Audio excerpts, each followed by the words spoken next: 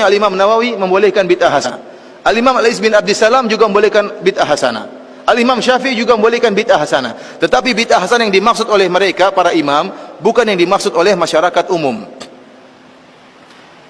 Yang dimaksud dengan bid'ah hasanah oleh mereka adalah sarana-sarana.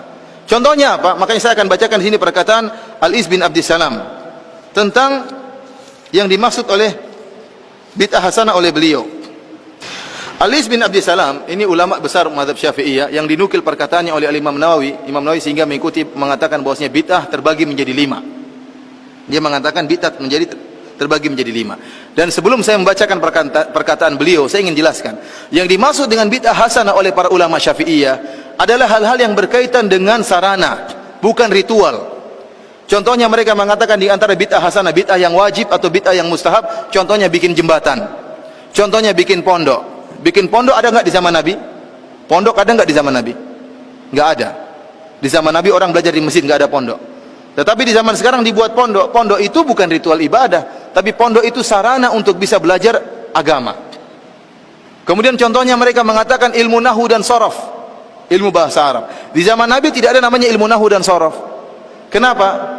Karena para sahabat semuanya bisa bahasa Arab. Yang butuh dengan ilmu nahwu dan sorof adalah kita-kita ini yang bahlul tidak tahu bahasa Arab. Makanya harus belajar ilmu nahwu dan sorof.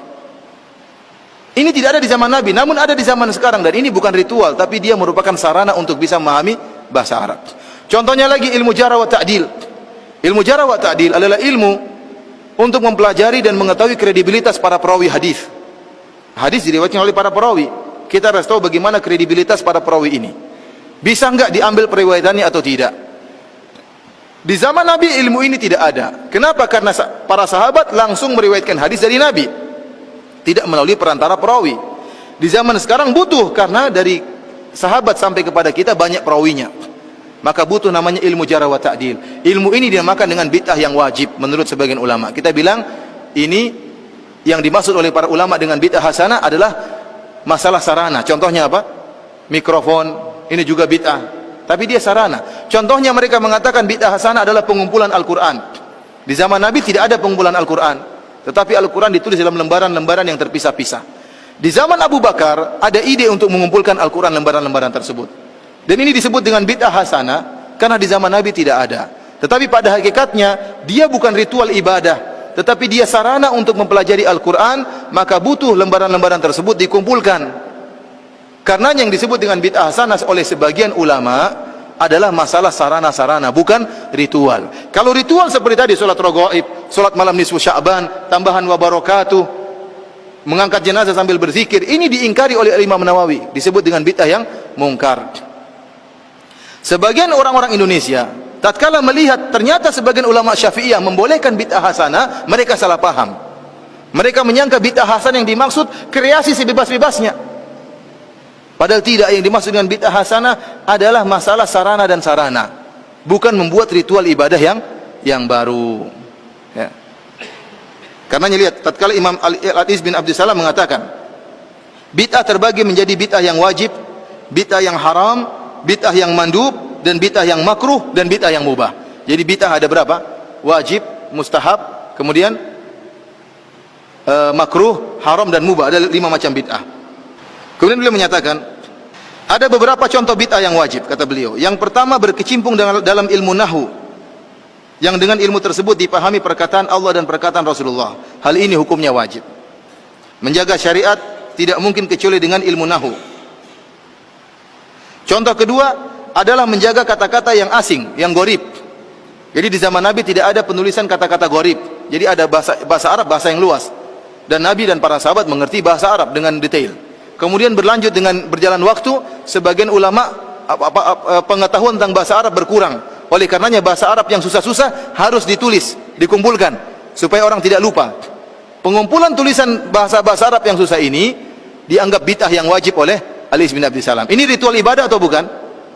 Bukan, dia bukan ritual, tapi hanyalah sarana untuk menjaga syariat. Contoh ketiga, bid'ah yang wajib adalah penulisan usul fikih. Usul fikih juga tidak ada di zaman Nabi, tetapi dia bukan ritual ibadah. Ilmu usul fikih adalah ilmu untuk mempelajari penunjukan bahasa-bahasa Arab.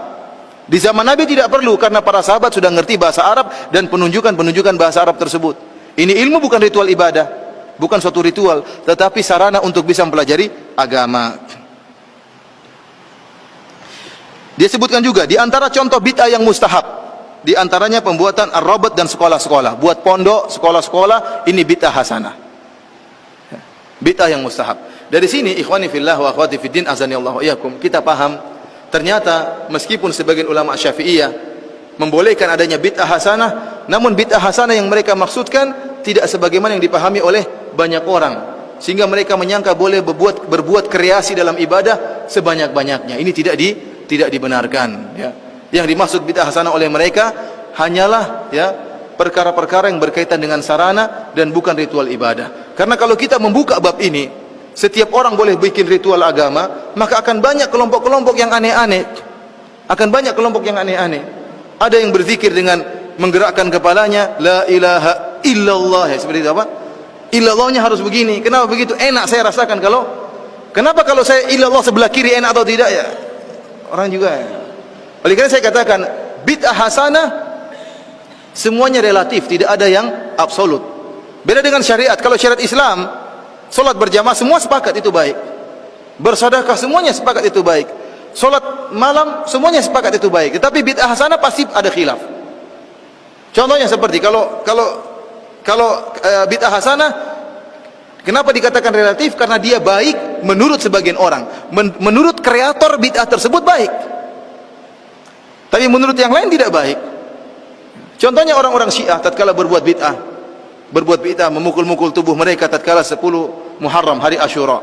Kita bilang itu perbuatan buruk, tapi kata mereka orang Syiah ini baik. Dengan saya memukulkan diri saya, mengeluarkan darah, saya ingat bagaimana perjuangan Hussein, menambah iman saya. Nah sekarang repot, kita mau larang bagaimana? Kita bilang nggak baik, menurut dia baik. Dan kita punya kaidah sama-sama boleh bikin kreasi. Kalau kita punya kaidah boleh berbuat kreasi sebebas-bebasnya, maka kita tidak akan bisa mengingkari siapapun dalam berbuat bid'ah. Kalau tadi ada yang bilang la ilaha illallah gini, kita bilang kenapa kamu zikirnya kayak gitu? Kan susah kalau di kamar bisa kejedut kepalanya.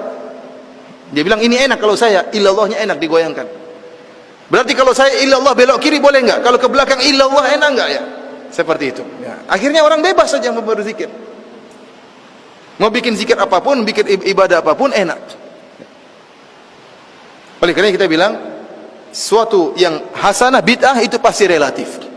Namun anehnya masing-masing merasa itu yang baik dan memburukan yang lainnya. Sekarang ada banyak 5 pelaku bid'ah misalnya. Ada thariqah misalnya, thariqah Rifaiyah, ada thariqah Tijaniyah, ada thariqah Naqsyabandiyah. Masing-masing punya bid'ah khusus.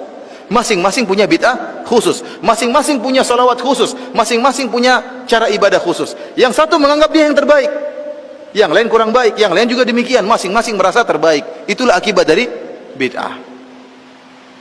Padahal ikhwani fillah azanillahu iyyakum, kalau boleh bebas berbuat bid'ah,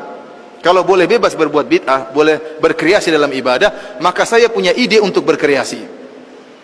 Ide saya untuk berkreasi, saya punya ide yang sangat indah.